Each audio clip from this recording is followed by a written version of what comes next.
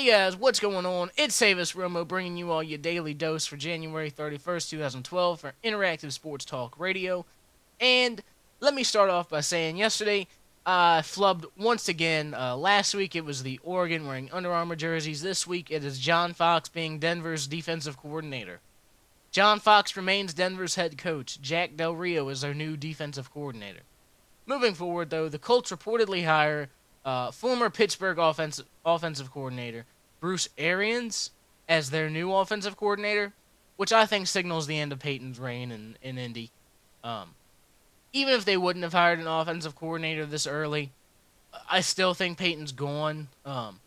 But just the fact that Bruce Arians has worked with a guy like Ben Roethlisberger in an offense that is very pass heavy, and relies on physicality rather than finesse and audibles. I think it paves the way for Andrew Luck to come in and be somewhat successful in his first year next year. But I still don't think Peyton Manning's going to be there. I think that he'll be out the door pretty soon.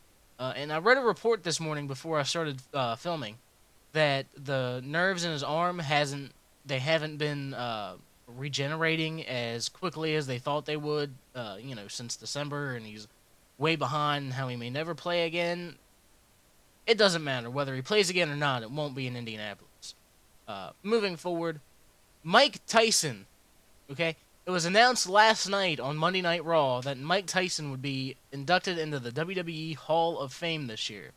Mike Tyson, for those of you who don't know, was the special guest enforcer between the Stone Cold Steve Austin and Shawn Michaels match at WrestleMania 14, where he counted the 3 count for Austin to win the title. Afterwards, knocked out Shawn Michaels in the middle of the ring. And then he was a guest host on Raw last year, where after a match between Jericho and Big Show in D-Generation X, he knocked out Chris Jericho in the middle of the ring. Congratulations, Mike Tyson. You haven't really contributed anything to the sports entertainment world, but hey, you get a Hall of Fame nod. Moving forward, Dwight Howard is open to being a Chicago Bull. That's fine. You're not going to be a Chicago Bull, Dwight. You know why? Because Orlando's not going to trade you. And LA is going to make the biggest offer at the end of the year. And you're going to take it. You're going to take the money and run. Take it. Run with it. Go. Go to LA. Win a championship. Help Kobe win another one. Because they're not going to trade for you.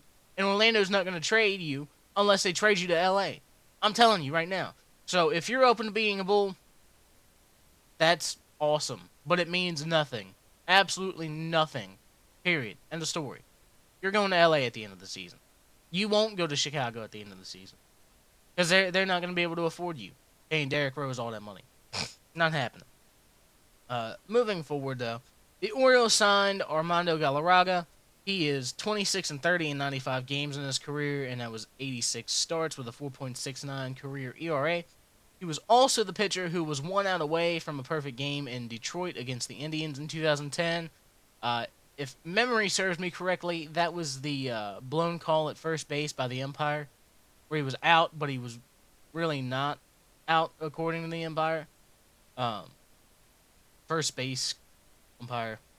Either way, I don't know.